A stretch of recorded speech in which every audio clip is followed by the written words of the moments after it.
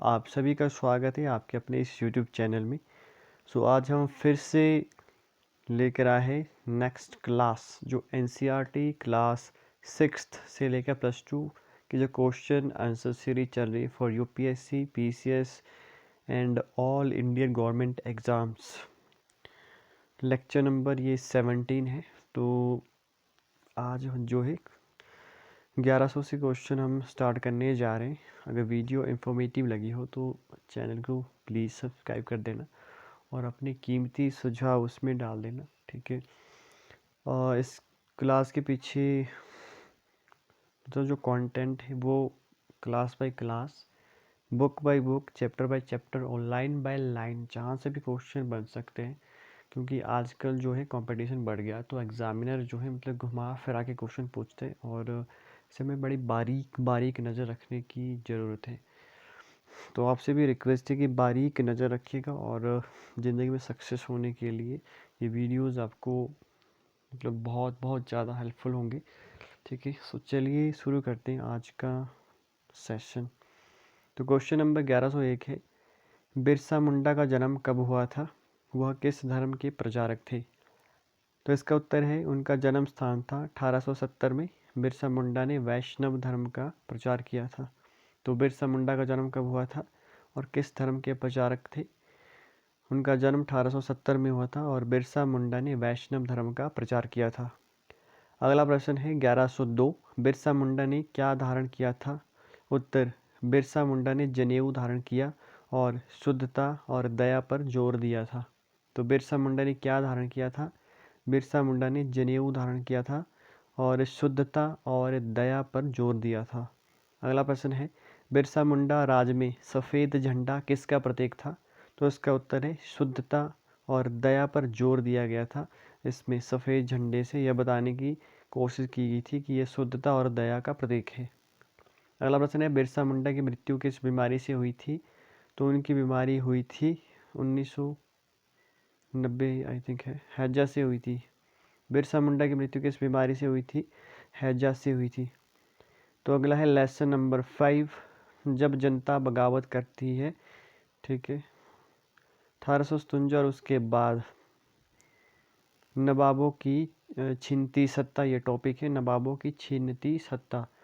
Question है, पेशवा बाजीराव द्वितीय के दत्तक पुत्र कौन थे। नाना साहिब। ये क्वेश्चन भी बड़ी बार मैंने खुद एग्जामिनेशन में फेस किया है कि पेशवा बाजीराव द्वितीय के दत्तक पुत्र कौन थे, नाना साहिब। ये भी पूछते कि नाना साहिब किसके दत्तक पुत्र थे, तो पेशवा बाजीराव द्वितीय के। अगला प्रश्न है, क्या कारण था नाना साहिब ने कंपनी का विरोध किया। इसका उत्तर है, नाना साहिब ने कंपनी से कहा कि उनके पिता को जो पेंशन मिलती थी वह मिलती रहे, परंतु कंपनी ने इसे ठुकरा दिया। यही कारण था कि नाना साहिब ने अंग्रेजों के खिलाफत की मतलब। अगला प्रश्न है, अवध पर सहायक संधि कब सौंपी गई थी। तो इसका उत्तर है 1801 में। डलहौजी ने कहा कि शासन सही ढंग से नहीं चलाया जा रहा है, ठीक है। तो अवध पर सहायक संधि किसने सौंपी थी, 1801 में डलहौजी ने। रीजन उसके पीछे उसने क्या दिया था कि शासन सही ढंग से नहीं चलाया जा रहा है। अगला प्रश्न है, 1849 में डलहौजी ने किसकी मृत्यु के बाद उसके परिवार को लाल किले से निकाल दिया जाएगा, यह कहा था। बहादुर शाह जफर। तो 1849 में डलहौजी ने कहा था कि किसकी मृत्यु के बाद उसके परिवार को लाल किले से निकाल दिया जाएगा, तो बहादुर शाह जफर, जो दिल्ली का सुल्तान था, बहादुर शाह जफर। अगला प्रश्न, 1856 में गवर्नर जनरल कैनिंग ने क्या फैसला लिया था। उत्तर, 1856 में गवर्नर जनरल कैनिंग ने फैसला लिया कि बहादुर शाह जफर आखिरी मुगल बादशाह होंगे। क्या क्वेश्चन है, 1856 में गवर्नर जनरल कैनिंग ने क्या फैसला लिया। 1856 में गवर्नर जनरल कैनिंग ने फैसला लिया था कि बहादुर शाह जफर आखिरी मुगल बादशाह होंगे। क्वेश्चन ये भी पूछा जा सकता है कि किसने फैसला लिया था कि बहादुर शाह जफर अंतिम मुगल बादशाह होंगे दिल्ली के। तो ये गवर्नर जनरल कैनिंग ने 1856 में। अगला टॉपिक है, किसान और सिपाही विद्रोह। प्रश्न है, 1824 में विद्रोहियों या सिपाहियों को कंपनी की ओर से लड़ने के लिए समुद्र के रास्ते वर्मा जाने का आदेश मिला, उन्होंने क्यों इनकार किया। इसका उत्तर था, उस समय बहुत सारे लोग समुद्र पार नहीं जाना चाहते थे। वह मानते थे कि समुद्र यात्रा से उनका धर्म और जाति भ्रष्ट हो जाएंगी, ठीक है। 1824 में सिपाहियों ने कंपनी की ओर से लड़ने के लिए समुद्र के रास्ते बर्मा यानी कि म्यांमार जाने का आदेश मिला था, उन्होंने इनकार किया था। इसके पीछे क्या कारण था? जो सैनिक थे उन्होंने कहा था कि समुद्र पार वे नहीं जाना चाहते, वे मानते थे कि समुद्र यात्रा में उनका क्या धर्म और जाति भ्रष्ट हो जाएंगे। तो क्वेश्चन में आपसे पूछा जा सकता है कि किस बेस के ऊपर जो है सिपाहियों ने मना किया था 1824 में। तो यहाँ पे धर्म और जाति दो शब्द हैं, ठीक है। इसके ऊपर स्पेशली ध्यान देना है, धर्म और जाति के आधार पर उन्होंने कहा था कि हम समुद्र पार यात्रा नहीं कर सकते। अगला प्रश्न है 1856 में एक नया कानून बना था, उसके अनुसार क्या क्या प्रावधान थे? उत्तर 1856 में एक नया कानून बना, उसके अनुसार कंपनी की सेवा में कोई नौकरी करेगा तो उसे समुद्र पार जाना पड़ सकता है, ठीक है। 1856 में एक नया कानून बना था, उसके अनुसार क्या प्रावधान थे कि अगर कंपनी की सेवा में कोई नौकरी करेगा तो उसे समुद्र पार भी जाना पड़ सकता है। क्वेश्चन ये भी पूछा जा सकता है कि किस कानून के द्वारा अगर कंपनी की सेवा में कोई भी नौकरी करेगा तो उसे समुद्र पार जाना ही पड़ेगा? तो ये था 1856 में बनाया गया था ये कानून। अगला प्रश्न है 1830 के बाद ईस्ट इंडिया कंपनी ने ईसाई मिशनरी को क्या क्या शक्तियाँ दी? उत्तर 1830 के बाद उसने ईसाई मिशनरी को खुलकर काम करने, जमीन व संपत्ति जुटाने की छूट दी थी। तो 1830 के बाद ईस्ट इंडिया कंपनी ने ईसाई मिशनरी को क्या क्या शक्तियाँ दी? ईसाइयों को क्या शक्तियाँ दी थी 1830 के बाद ईस्ट इंडिया कंपनी ने? तो इसका उत्तर है 1830 के बाद उसने ईसाई मिशनरी को खुलकर काम करने, जमीन व संपत्ति जुटाने की छूट दी थी। अगला प्रश्न 1850 में नए कानून से कौन से धर्म को अपनाना आसान हो गया? तो इसका उत्तर है 1850 में नए कानून से ईसाई धर्म को अपनाना आसान हो गया। कानून में कहा गया कि अगर भारत ईसाई धर्म अपनाता है तो भी पुरखों की संपत्ति पर उसका अधिकार रहेगा। तो 1850 में नए कानून से कौन से धर्म को अपनाना आसान हो गया? उत्तर 1850 में नए कानून से ईसाई धर्म, कौन सा धर्म? ईसाई धर्म को अपनाना आसान हो गया। कानून में कहा गया कि अगर भारत जो है ईसाई धर्म को अपनाता है तो भी पुरखों की संपत्ति पर उसका अधिकार रहेगा। मतलब कोई भारतीय अगर ईसाई धर्म अपनाता है तो भी पुरखों की संपत्ति पर उसका अधिकार रहेगा। 1850 में बना था ये कानून, ठीक है। अगला प्रश्न है माझा प्रवास किसके द्वारा लिखी गई थी? तो इसका उत्तर है महाराष्ट्र के ब्राह्मण विष्णु भट्ट गोडसे द्वारा लिखित माझा प्रवास है। तो माझा प्रवास किसके द्वारा लिखी गई है? महाराष्ट्र के ब्राह्मण विष्णु भट्ट गोडसे। तो विष्णु भट्ट गोडसे कहाँ से संबंधित थे? महाराष्ट्र से। उन्होंने कौन सी पुस्तक लिखी थी? माझा प्रवास। अगला प्रश्न है माझा प्रवास में कितने नियमों की सूची है? तो माझा प्रवास में 84 नियमों की सूची है। माझा प्रवास में कितने नियमों की सूची है? 84 नियमों की सूची है। अगला प्रश्न है सीताराम पांडे 1812 में किससे संबंधित थे? इसका उत्तर है सीताराम पांडे 1812 में बंगाल में नेटिव आर्मी के सिपाही थे। सीताराम पांडे 1812 में किससे संबंधित थे? उत्तर सीताराम पांडे 1812 में बंगाल में नेटिव आर्मी से संबंधित थे। तो क्वेश्चन ये भी पूछा जा सकता है कि नेटिव आर्मी 1812 कहाँ से संबंधित थी? तो ये बंगाल से संबंधित थी नेटिव आर्मी। अगला प्रश्न है सीताराम पांडे ने कौन सी पुस्तक लिखी थी? उत्तर सीताराम पांडे ने फ्रॉम सिपॉय टू सूबेदार लिखी थी। सिपॉय का मतलब होता है सिपाही, सिपाही से सूबेदार तक। ये पुस्तक किसने लिखी थी? सीताराम पांडु ने लिखी थी, ठीक है। सीताराम पांडु ने कौन सी पुस्तक लिखी थी? फ्रॉम सिपॉय टू सूबेदार। अगला प्रश्न है सीताराम पांडे की फ्रॉम सिपॉय टू सूबेदार को किसने अंग्रेजी में बदला था? तो उनका नाम था नैरगेट। सीताराम पांडे की फ्रॉम सिपॉय टू सूबेदार को अंग्रेजी में किसने बदला था? नैरगेट ने बदला था, नैरगेट। अगला प्रश्न है 1857 के विद्रोह कहाँ से शुरू हुआ था? तो 1857 का विद्रोह शुरू हुआ था मेरठ से। 3 जून 1857 को 3000 विद्रोही बरेली से दिल्ली आए थे, ठीक है। 1857 का विद्रोह कहाँ से शुरू हुआ था? मेरठ से शुरू हुआ था 3 जून 1857 को, और 3000 विद्रोही बरेली से आए थे। स्टेट पीसीएस में या स्टेट में जितने भी और एग्ज़ाम होते हैं उसमें डायरेक्टली क्वेश्चन पूछा जा सकता है, डेट पूछ दी जाती है। जैसे 1857 का विद्रोह कब से शुरू हुआ था वो डाल देगा, 1 जून, 2 जून, 3 जून। तो ठीक है, स्टेट पीसीएस में इस तरीके से भी पूछा जाता है, लेकिन यूपीएससी में भी ये स्टेटमेंट के रूप में दी जा सकती है। बाकी 3,000 की जगह वो 30,000 कर सकता है, ठीक है, 4,000 कर सकता है। तो 3,000 विद्रोही बरेली से दिल्ली आए थे, ठीक है। अगला है मेरठ से दिल्ली, जो टॉपिक है मेरठ से दिल्ली। प्रथम मंगल पांडे को कहाँ पर फांसी दी गई थी? इसका उत्तर है 29 मार्च 1857 को मंगल पांडे को बैरकपुर में फांसी दी गई थी। मंगल पांडे को फांसी दी गई थी 29 मार्च 1857 को मंगल पांडे को बैरकपुर में फांसी दी गई थी। कहाँ पे? बैरकपुर में। अगला प्रश्न है, भारतीय सिपाहियों ने अंग्रेजों के जाने के बाद शासन किसके हवाले करने पर विचार किया था? इसका उत्तर है मुगल बादशाह बहादुर शाह जफर को देने पर विचार किया था। भारतीय सिपाहियों ने अंग्रेजों के जाने के बाद शासन किसके हवाले करने पर विचार किया था? मुगल बादशाह बहादुर शाह जफर। अगला प्रश्न है, बगावत फैलने लगी। पेशवा बाजीराव द्वितीय के दत्तक पुत्र नाना साहेब ने कहाँ पर 1857 का नेतृत्व किया था? कानपुर में, ठीक है, उत्तर कानपुर में। तो नाना मतलब नाना ने क्या किया? नाना ने कान पर 2 मारी मेरे। नाना काना मतलब कानपुर। ये छोटी सी ट्रिक मैंने खुद ही बनाई कि नाना मतलब नाना ने मेरे को मारी कान के ऊपर 2, ठीक है। नाना ने कहाँ पे मारी? कान पे। नाना काना, काना मतलब कानपुर, ठीक है। और अब उसने लखनऊ से निकाले गए वाजिद अली शाह के स्थान पर किसे नया नवाब बनाया गया था? तो इसका उत्तर है उनके दत्तक पुत्र बिरजिस कादिर को। लखनऊ से निकाले वाजिद अली शाह के स्थान पर किसे नया नवाब बनाया गया? तो उनके दत्तक पुत्र थे बिरजिस कादिर।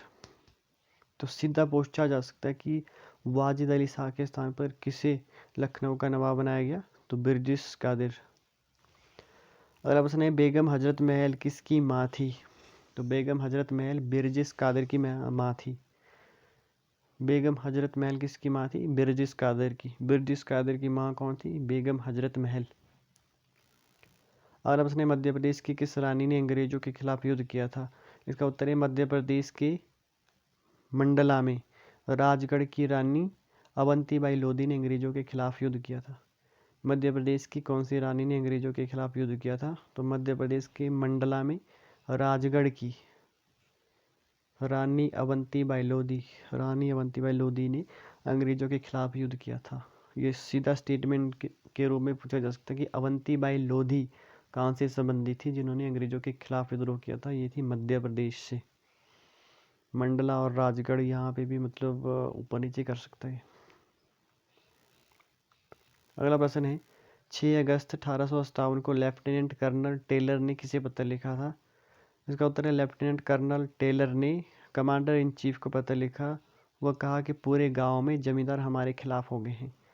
तो 6 अगस्त 1857 को लेफ्टिनेंट कर्नल टेलर ने किसे पत्र लिखा था? उन्होंने लेफ्टिनेंट कर्नल टेलर ने कमांडर इन चीफ को पत्र लिखा था और कहा था कि पूरे गांव में जमींदार हमारे खिलाफ हो गए हैं।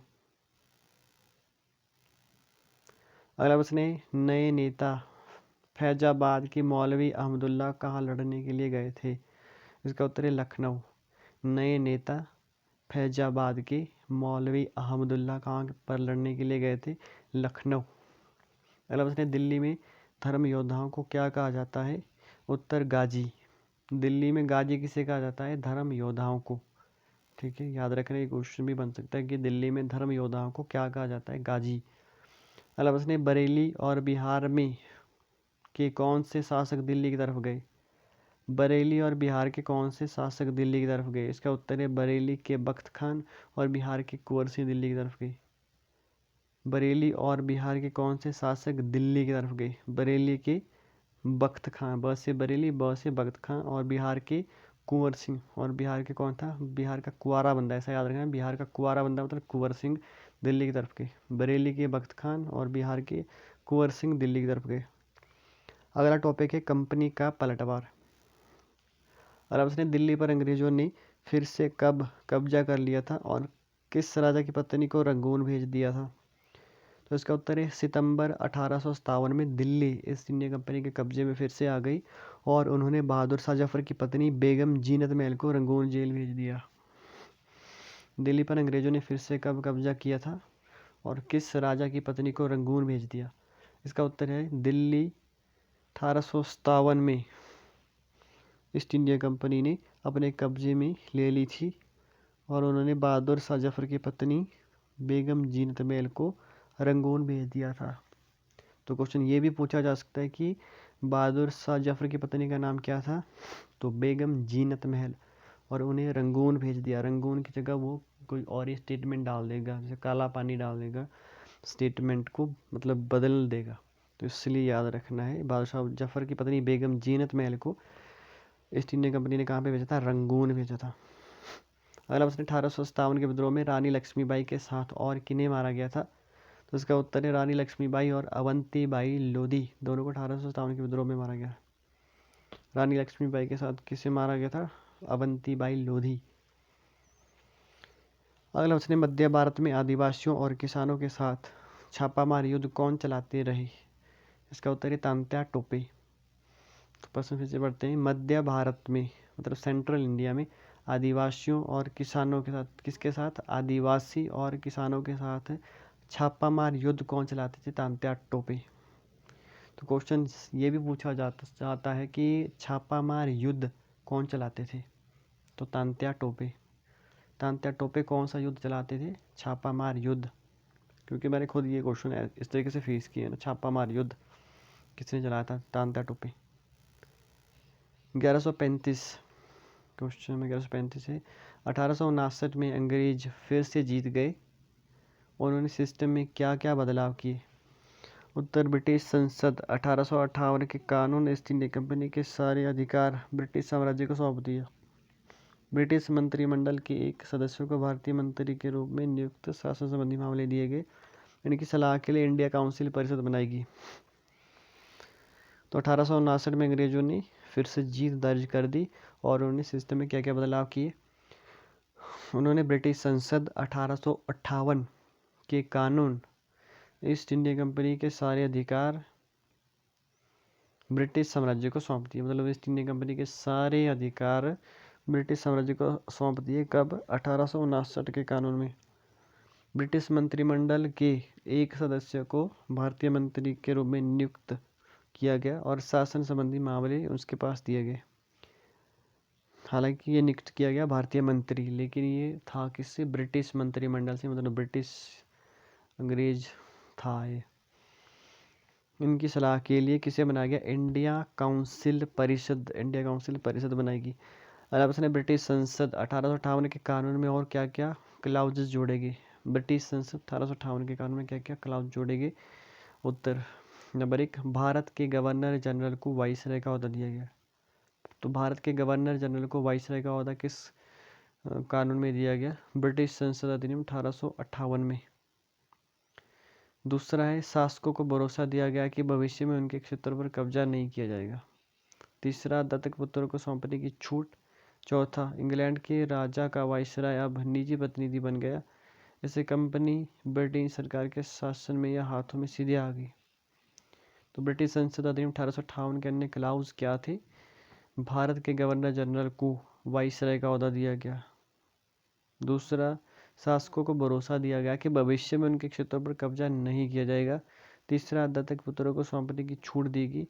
चौथा, इंग्लैंड के राजा का वाइसराय अब निजी प्रतिनिधि बन गया। इंग्लैंड के राजा का वाइसराय क्या बन गया, निजी प्रतिनिधि बन गया। इससे कंपनी ब्रिटिश सरकार के शासन में या हाथों में सीधे आ गई। अगला प्रश्न है, ईस्ट इंडिया कंपनी ने किनकी संपत्ति जब्त कर ली थी 1857 में। इसका उत्तर है, मुसलमानों की जमीन और संपत्ति जब्त कर ली थी 1857 में। कंपनी को लगता था कि विद्रोह इन्होंने ही खड़ा किया है। तो ईस्ट इंडिया कंपनी ने किनकी संपत्ति जब्त कर ली थी 1857 में, मुसलमानों की जमीन और संपत्ति जब्त कर ली थी। कंपनी को लगता था कि विद्रोह इन्होंने ही खड़ा किया है। अगर आपने 1857 के विद्रोह के समय चीन में कौन सा विद्रोह हुआ था, तो वो था ताइपिंग विद्रोह वन। ताइपिंग विद्रोह वन नहीं है, ताइपिंग विद्रोह। अगला प्रश्न, 1850 में किसके नेतृत्व में परम शांति साम्राज्य के लिए हांगजी कुआंग ईसाई धर्म अपनाया गया। उत्तर, हांग जिक्वांग। 1850 में किसके नेतृत्व में परम शांति साम्राज्य के लिए होंग जिक्वांग ईसाई धर्म अपनाया गया? तो होंग जिक्वांग ने ही बनाया था ये। अगला प्रश्न है, यह किसके खिलाफ थे? उत्तर, कन्फ्यूशियस वाद और बौद्ध धर्म व परंपरागत धर्म के खिलाफ। होंग जिक्वांग किसके खिलाफ थे? कन्फ्यूशियस वाद के खिलाफ और बौद्ध धर्म व परंपरागत धर्म। कन्फ्यूशियस वाद, बौद्ध धर्म व परंपरागत धर्म के खिलाफ थे होंग जिक्वांग। चीन में इंग्लैंड और फ्रांसीसी ने ताइपिंग विद्रोह दबाने के लिए किस साम्राज्य की मदद की थी? किंग साम्राज्य की। चीन में इंग्लैंड और फ्रांस ने ताइपिंग विद्रोह दबाने के लिए किस साम्राज्य की मदद की थी? किंग साम्राज्य की। अवध के किस चीफ कमिश्नर को विद्रोहियों ने किले में गोले बारूद से उड़ा दिया था? Henry Lawrence. अवध के किस चीफ कमिश्नर को विद्रोहियों ने किले में गोले बारूद से उड़ा दिया था? तो वो थे हेनरी लॉरेंस। अवध में हेनरी लॉरेंस को जो चीफ कमिश्नर थे गोले बारूद से उड़ा दिया। तो लेसन नंबर 6 है उपनिवेशवाद और शहर। प्रश्न है, शाहजहानाबाद किसने स्थापित की थी? इसका उत्तर है शाहजहां ने 1639 में। तो शाहजहानाबाद किसने स्थापित की थी? शाहजहां ने 1639 में। अगला प्रश्न है, शाहजहां ने शाहजहानाबाद कहाँ स्थापित की थी? दिल्ली में। शाहजहां ने शाहजहानाबाद कहाँ स्थापित की थी? दिल्ली में। अगला प्रश्न है, दिल्ली शाहजहां किस्म कौन सा केंद्र था? उत्तर, दिल्ली सूफी सांस्कृतिक केंद्र बना था। यहाँ दरगाह, सूफियों का मकबरा, खानकाह, यात्री विश्राम, संत, आध्यात्मिक, नृत्य, संगीत होते थे। दिल्ली शाहजहां किस्म कौन सा केंद्र था? उत्तर, दिल्ली जो है सूफी सांस्कृतिक केंद्र बना शाहजहां किस्म। यहाँ दरगाह, सूफियों का मकबरा, खानकाह, यात्री विश्राम, संत, आध्यात्मिकता, नृत्य, संगीत होते थे। अरब ने कुल देश से किसे कहते थे? उत्तर, ऐसा रास्ता जो एक जगह जाकर बंद हो जाता था उसे क्या कहते थे? एक रास्ता आगे जाकर जहाँ बंद हो जाता था उसे क्या कहते थे? कुलदेशेक। ऐसा रास्ता जो एक जगह जाकर बंद हो जाता था उसे क्या कहते थे? कुलदेशेक। अरब ने जामा मस्जिद किसकी दरगाह है? उत्तर, निजामुद्दीन औलिया की दरगाह। जामा मस्जिद किसकी दरगाह है? निजामुद्दीन औलिया। अगला टॉपिक है नई दिल्ली का निर्माण। प्रश्न है, अंग्रेजों ने मराठों को हराकर कब दिल्ली पर नियंत्रण किया था? 1803 में। अंग्रेजों ने मराठों को हराकर दिल्ली पर नियंत्रण किया था 1803 में। ब्रिटिश भारत की राजधानी कौन थी? कोलकाता बनी थी। ब्रिटिश भारत की राजधानी कौन बनी थी? कलकत्ता। ब्रिटिश भारत की राजधानी है। ब्रिटिश भारत पर अंग्रेजों के अंडर जो भारत था उसकी राजधानी कौन बनी थी? कलकत्ता। दिल्ली भारत की राजधानी कब बनी थी? दिल्ली भारत की राजधानी कोलकाता के बाद बनी थी 1911 में। दिल्ली भारत की राजधानी कब बनी थी? 1911। अगला प्रश्न है, दिल्ली कॉलेज की स्थापना कब हुई थी? 1824 में। अगला प्रश्न 1830 और 1830 से 1857 की अवधि में दिल्ली में किस नाम से जानी जाती है? 1830 से 1857 की अवधि में दिल्ली किस नाम से जानी जाती है? उत्तर, पुनर्जागरण काल की। पुनर्जागरण काल की। इसका अर्थ है कला और ज्ञान का पुनर्जन्म। ऐसा इसके दौर के लिए इस्तेमाल होता है जब बहुत बड़े पैमाने पर रचनात्मक गतिविधियां होती है। तो 1830 से 1857 की अवधि दिल्ली में किस नाम से जानी जाती है? इसका उत्तर है पुनर्जागरण काल की। इसका अर्थ है कला और ज्ञान का पुनर्जन्म। ऐसा इसके दौर के लिए इस्तेमाल होता है जब बहुत बड़े पैमाने पर रचनात्मक गतिविधियां होती है। गुलफरोशन क्या है? अगला क्वेश्चन है, गुलफरोशन क्या है? तो गुलफरोशन उत्तर, फूलों का त्योहार है। गुलफरोशन क्या है? फूलों का त्योहार। और अब ईस्ट इंडिया कंपनी ने क्या क्या नष्ट किया? उत्तर, ईस्ट इंडिया कंपनी ने बाग, मैदान, मस्जिदें नष्ट कर दी परंतु मंदिरों को नहीं तोड़ा। तो ईस्ट इंडिया कंपनी ने बाकी तोड़ दिया लेकिन मंदिर को नहीं तोड़ा। बाग हो गए, मैदान हो गए, मस्जिदें हो गई, उनको तोड़ा था, लेकिन मंदिर नहीं तोड़े थे ईस्ट इंडिया कंपनी ने। अरब ने जीनत अल मस्जिद को किसने बदला गया? जीनत अल मस्जिद को किस में बदला गया? उत्तर बेकरी में। इसका 1/3 शहर ढहा दिया गया, नहरों को पाट कर समतल किया गया। जीनत अल मस्जिद को किस में बदला गया? बेकरी में। अगला टॉपिक है एक नई राजधानी की योजना। एक नई राजधानी की योजना किस वायसराय ने 1877 में रानी विक्टोरिया को भारत की मालिक घोषित करने के लिए एक दरबार का आयोजन किया था? वायसराय लिटन ने 1877 में रानी विक्टोरिया को भारत की मालिक घोषित करने के लिए एक दरबार का आयोजन किया। किसने किया था? वायसराय लिटन। 1877 में वायसराय लिटन। अगर आप ने जॉर्ज पंचम इंग्लैंड के राजा कब बने थे? तो जॉर्ज पंचम इंग्लैंड के राजा बने थे 1911 में। अगर ने दिल्ली दरबार इंग्लैंड के किस राजा किस में हुआ था? 1911 में जॉर्ज पंचम किस में दिल्ली दरबार था? दिल्ली दरबार 1911 में जॉर्ज पंचम किस में? दिल्ली दरबार इंग्लैंड के किस राजा किस में हुआ था? 1911 में जॉर्ज पंचम किस में? अरब ने जॉर्ज पंचम ने किसे नई राजधानी बनाने का ऐलान किया था? जॉर्ज पंचम ने कलकत्ता की बजाय दिल्ली को राजधानी बनाने का ऐलान किया था। तो जॉर्ज पंचम ने किसे नई राजधानी बनाने का ऐलान किया था? जॉर्ज पंचम ने कलकत्ता की बजाय दिल्ली को राजधानी बनाने का ऐलान किया था। अरब ने राष्ट्रपति भवन किस पहाड़ी पर स्थित है? तो यह है रायसीना पहाड़ी पर। राष्ट्रपति भवन किस पहाड़ी पर है? रायसीना पहाड़ी पर। अरब ने वाइस रीगल लॉज का ढांचा किसने तैयार किया था? उत्तर 10 वर्ग मील पर नई दिल्ली का निर्माण हुआ था। 2 वास्तुकार एडवर्ड लुटियंस और हर्बर्ट बेकर। तो वाइस रीगल लॉज या राष्ट्रपति भवन किसने बनाया था? 2 बंदों ने। किसने?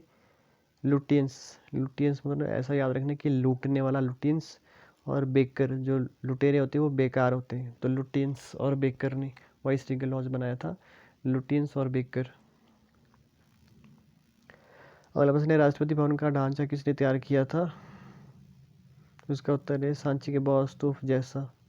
राष्ट्रपति भवन का ढांचा किसके जैसा बनाया गया था?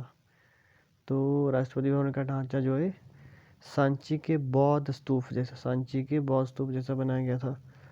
अरब ने दिल्ली के पुराने शहर के निवासियों के लिए किसने 1888 में लाहौर गेट सुधार योजना नाम से विस्तार योजना शुरू कर दी थी, ताकि लोग नई दिल्ली को अपनाएं?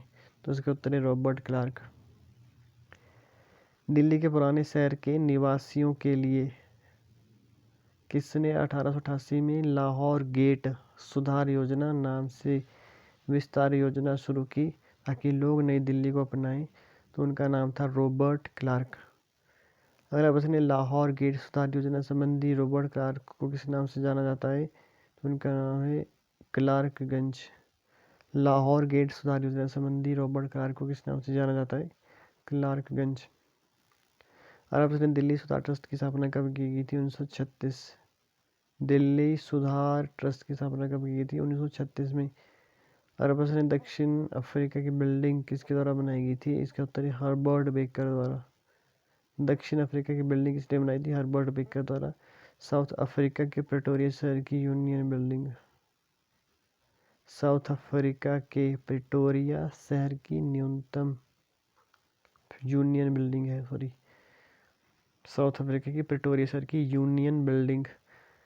अगला है भाग 2, मतलब बुक 2 है 8th क्लास में, तो भाग 2 ही क्लास 8 की और इतिहास।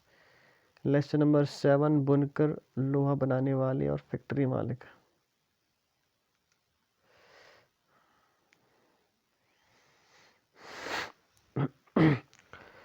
तो क्वेश्चन है ब्रिटेन में लोहा इस्पात केंद्र कब से बनना शुरू हुआ था? तो ब्रिटेन में लोहा इस्पात केंद्र 1850 के दशक में ब्रिटेन में लोहा और इस्पात पनपने लगा था, इसलिए ब्रिटेन दुनिया का कारखाना कहलाने लगा। ब्रिटेन विश्व लोहा, ब्रिटेन में जो है लोहा इस्पात केंद्र कब से बनना शुरू हुआ था? तो ब्रिटेन में लोहा इस्पात केंद्र 1850 के दशक में इस्पात पनपने लगा था, इसलिए ब्रिटेन क्या कहलाता है? दुनिया का कारखाना। ब्रिटेन दुनिया का कारखाना कहलाता है। भारतीय कपड़े और विश्व बाजार। भारतीय कपड़े और विश्व बाजार पहला प्रश्न है 1750 में बंगाल पर अंग्रेजों की विजय से पहले भारत का कपड़ा उत्पादन कहाँ तक फैला था? 1750 में बंगाल पर अंग्रेजों की विजय से पहले भारत का कपड़ा उत्पादन कहाँ तक फैला था? उत्तर भारत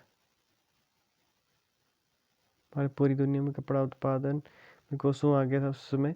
दक्षिण पूर्व एशिया, जावा सुमात्रा तेनांग, पश्चिम व मध्य एशिया में व्यापार था। अगला क्वेश्चन, इस तरह की बुनाई को क्या कहा जाता था? पटोला।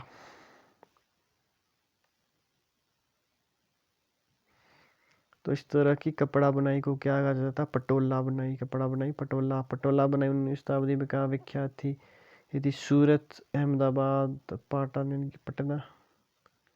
सूरत, अहमदाबाद और पाटन में जो है पटोला बुनाई, जो कपड़ा उत्पादन की बुनाई होती थी, पटोला बुनाई सूरत, अहमदाबाद, पाटन में होती थी 19वीं शताब्दी में। और अब पटोला बुनाई का बाजार कहाँ पे था? इसका उत्तर है इंडोनेशिया में। पटोला बुनाई का बाजार कहाँ पे था? इंडोनेशिया में। अगला टॉपिक है शब्दों में इतिहास छिपा है। तो अगला क्वेश्चन है यूरोप के व्यापारियों ने भारतीय बारीक सूती कपड़ा कहाँ देखा? इसका उत्तर है इराक के मोसूल में अरब व्यापारियों के पास देखा। इसी के आधार पर वे सभी कपड़ों को मसलिन या मलमल कहते थे। यूरोप के व्यापारियों ने भारतीय बारीक सूती कपड़ा कहाँ पे देखा था? इसका उत्तर है इराक के मोसूल में अरब व्यापारियों के पास देखा। इसी के आधार पर वे सभी कपड़ों को मसलिन या मलमल कहते थे।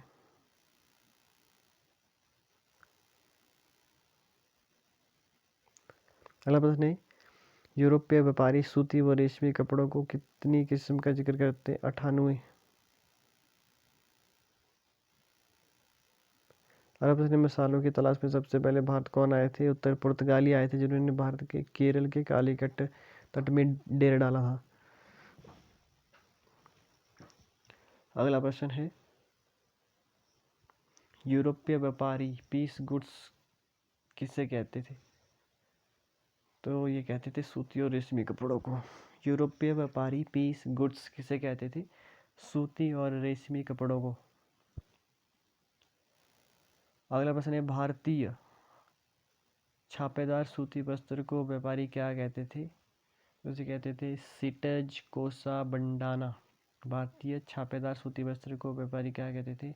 सिटज कोसा बंडाना। और अब उसने बंडाना का इस्तेमाल किसके लिए होता था? तो गुलबंद के लिए, जिसे हम गलबंद भी कहते हैं। तो बंडाना का इस्तेमाल किसके लिए होता था? गलबंद के लिए। और अब उसने नामदानी बुनाई की विशेषताएं क्या थी? उत्तर, नामदानी बुनाई 20वीं शताब्दी में सजावटी चिन्ह, रंग स्लेटी सफ़ेद होता था, सूती सोने के धागे इसमें इस्तेमाल होते थे। तो नामदानी बुनाने की विशेषता क्या थी? नामदानी बुनाई 20वीं शताब्दी में सजावटी चिन्ह के लिए होती थी उपयोग, और रंग जो है स्लेटी सफ़ेद होता था, सूती सोने के धागे इस्तेमाल होते थे। इसमें नामदानी में सूती सोने के धागे इस्तेमाल होते थे। और अब उसने लखनऊ जामदनी का मुख्य केंद्र कौन था?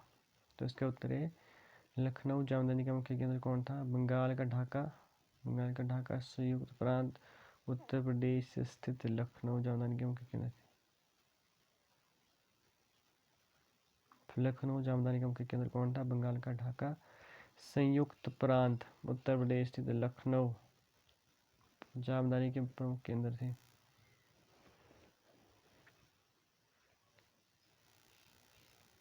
अगला प्रश्न है मसूलीपट्टनम कहाँ स्थित है? इसका उत्तर है आंध्र प्रदेश में मसूलीपट्टनम है। तो मसूलीपट्टनम कहाँ है? आंध्र प्रदेश में। आंध्र प्रदेश में क्या है? मसूलीपट्टनम। अगला प्रश्न है 19वीं शताब्दी के मध्य किसके लिए जाना जाता है? 19वीं शताब्दी का मध्य किसके लिए जाना जाता है? इसका उत्तर है मसूलीपट्टनम आंध्र प्रदेश में बारीक कपड़े पर छपाई यानी कि छींट के लिए जाना जाता था। मसूलीपट्टनम आंध्र प्रदेश में बारीक कपड़े पर छपाई यानी कि छींट के लिए जाना जाता था। अगला प्रश्न है मसूलीपट्टनम कपड़ा छपाई से संबंधित है, वह किन देशों को निर्यात किया जाता था? इसका उत्तर है ईरान और यूरोप को।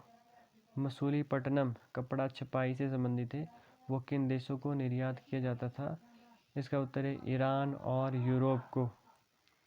अगला प्रश्न है 20वीं शताब्दी में राजस्थान और गुजरात में कौन सा रेशमी कपड़ा विख्यात था? तो 20वीं शताब्दी में राजस्थान और गुजरात में कौन सा रेशमी कपड़ा विख्यात था? तो बंडाना उसे कहते थे। राजस्थान और गुजरात में कौन सा रेशमी कपड़ा विख्यात था, और वो भी 20वीं शताब्दी में? उसे कहते थे बंडाना। तो ये भी पूछा जा सकता है कि बंडाना क्या है? ये एक रेशमी कपड़ा है।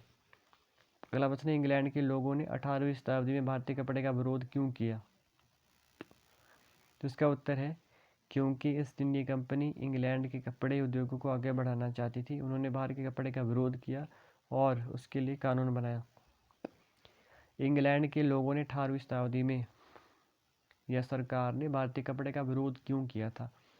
क्योंकि ईस्ट इंडिया कंपनी इंग्लैंड में कपड़े उद्योगों को आगे बढ़ाना चाहती थी। उन्होंने भारतीय कपड़ों का विरोध किया और उसके लिए कानून बनाया। अगला प्रश्न है कैलिको अधिनियम किसे कहा जाता था? तो इसका उत्तर है 1720 में अंग्रेजी छापेदार सूती कपड़े छींट इस्तेमाल पर पाबंदी के लिए कानून बना। इनको कैलिको अधिनियम कहा गया। तो कैलिको अधिनियम किसे कहा गया? 1720 में अंग्रेजी छापेदार सूती कपड़े छींट इस्तेमाल पर पाबंदी के लिए कानून बना। ओके, इनको कैलिको अधिनियम कहा गया।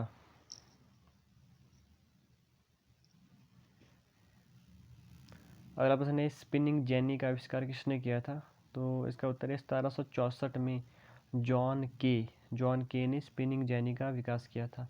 स्पिनिंग जेनी का आविष्कार किसने किया था? 1764 में जॉन के ने। अगला प्रश्न है स्पिनिंग जेनी की क्या विशेषताएं थी? उत्तर स्पिनिंग जेनी में परंपरागत तकली का उत्पादन बढ़ गया था। स्पिनिंग जेनी में क्या हुआ था? स्पिनिंग जेनी में परंपरागत तकली का उत्पादन बढ़ गया था। जो कपड़ा काटने के लिए जो तकली होती थी ना, उसमें थोड़े मॉडिफिकेशन करके थोड़ा एडवांस लेवल इसमें बनाया गया था। अगला प्रश्न है वास्प इंजन का आविष्कार किसने किया था? तो इसका उत्तर है रिचर्ड आर्कराइटर ने 1786 में वास्प इंजन का आविष्कार किया था, जिसने सूती कपड़े में क्रांति लाई थी। तो वास्प इंजन किसने बनाया था? रिचर्ड आर्कराइटर ने 1786 में वास्प इंजन का आविष्कार किया था, जिसने सूती कपड़े में क्रांति लाई थी। अगला सूती कपड़े के बारे में क्रांति किसने लाई थी? उत्तर आर्कराइटर ने, वास्प इंजन ने। सूती कपड़े के संबंध में क्रांति किसने लाई थी? आर्कराइटर के वास्प इंजन ने। अगला प्रश्न है डच फ्रेंच ब्रिटिश भारत में चांदी के बदले क्या खरीद लेते थे? इसका उत्तर है चांदी के बदले सूती रेशमी कपड़े खरीद लेते थे। डच, फ्रेंच और ब्रिटिश भारत में चांदी के बदले क्या खरीदते थे? मतलब चांदी वो देते थे और बाहर से क्या लेते थे? सूती रेशमी कपड़े खरीदते थे। Dutch, French, British. अगला प्रश्न है कोचीन में डच बस्तियां कब विकसित हुई थी? इसका उत्तर है कोचीन में डच बस्तियां 17वीं शताब्दी में विकसित हुई थी। तो कोचीन में डच बस्तियां विकसित हुई थी। कोचीन यानी कि केरल में डच बस्तियां 17वीं शताब्दी में विकसित हुई थी। अगला प्रश्न है प्रसिद्ध बुनकर कौन कौन से थे? जैसे बंगाल में तांती बुनकर था। तांती बुनकर कहाँ था? बंगाल में। बंगाल में तांती बुनकर। उत्तर भारत में जुलाहा या मोमीन थे। तो उत्तर भारत में प्रसिद्ध बुनकर कौन था? जुलाहा या मोमीन। ये पूछा जा सकता है कि जुलाहा या मोमीन क्या थे उत्तर भारत में? ठीक है, प्रसिद्ध बुनकर जुलाहा और मोमीन बुनकर थे। दक्षिण भारत के साले और कैकोलार। तो दक्षिण भारत में कौन से बुनकर थे? साले और कैकोलार। दक्षिण भारत में बुनकर साले और कैकोलार तथा देवांग समुदाय बुनकरी के प्रसिद्ध केंद्र थे। अगला प्रश्न है छपाईदार कपड़ा बनाने वालों को क्या कहते थे? उन्हें कहते थे चिप्पीगर। चिप्पीगर कारीगर कहते थे। छपाईदार कपड़ा बनाने वालों को क्या कहते थे? चिप्पीगर कारीगर। जो ठप्पे से छपाई करते, ठप्पा जिसे कि हम स्टैंप लगाते हैं ना जोर से, ठप्पा, उस तरीके से करते थे। अगला टॉपिक है भारतीय कपड़े का पतन। प्रश्न है भारतीय कपड़े के पतन का क्या कारण था? इसका उत्तर है ब्रिटेन में सूती कपड़ा बनना शुरू हो गया था। ठीक है, भारतीय कपड़े का मुकाबला यूरोप और यूएस के बाज़ारों में ब्रिटिश से मुकाबला। इंग्लैंड में भारतीय कपड़े पर भारी कर लगाया गया था और इंग्लैंड में कपड़ों ने अफ्रीका, यूएस और यूरोप से भारत को बाहर किया। भारतीय बेरोजगार हो गए और सबसे बुरी मार बंगाल पर पड़ी थी। तो भारतीय कपड़े के पतन का कारण क्या था? ब्रिटेन में सूती उद्योगों का बनना, भारतीय कपड़े का मुकाबला यूरोप और यूएस के बाज़ारों में कृषि हो गया, ब्रिटिश के कपड़ों से हो गया। इंग्लैंड में भारतीय कपड़े पर भारी कर लगाया गया। इंग्लैंड में कपड़ों ने अफ्रीका, यूएस और यूरोप के से भारत को बाहर किया। भारतीय बेरोजगार हो गए और सबसे बुरी मार जो है इसकी पड़ी थी बंगाल पर पड़ी थी, क्योंकि वेस्ट बंगाल में जो है जूट वगैरह सबसे ज़्यादा होता है, प्रोडक्शन वहाँ पे होता था। लोगों ने जो प्रोडक्शन किया था उनके जो फसलें हैं बेकार चली गई या बेरोजगारी होगी। अगला प्रश्न है, भारतीय कपड़े के पतन होने के कारण सबसे ज़्यादा मांग भारत में किस स्थान पर पड़ी थी? बंगाल पर। मार कहाँ पे पड़ी थी? मतलब भारतीय कपड़े का पतन होने के कारण सबसे ज़्यादा मार किस स्थान पर पड़ी थी? तो बंगाल पर पड़ी थी। अगला प्रश्न, 1823 में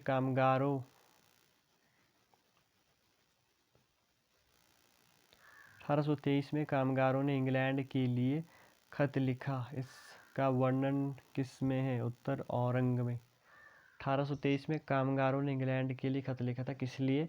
कि जो भारतीय कपड़ा है ना, उसके ऊपर जो बैन लगाए गए थे या कर लगाए गए थे या भारत से जो एक कम निर्यात होता था, इसके लिए कामगारों ने, कि वो बेरोजगार हो गए थे, इसके लिए उन्होंने खत लिखा था 1823 में इंग्लैंड को। तो उसका वर्णन किस में है? उसका वर्णन है औरंग में।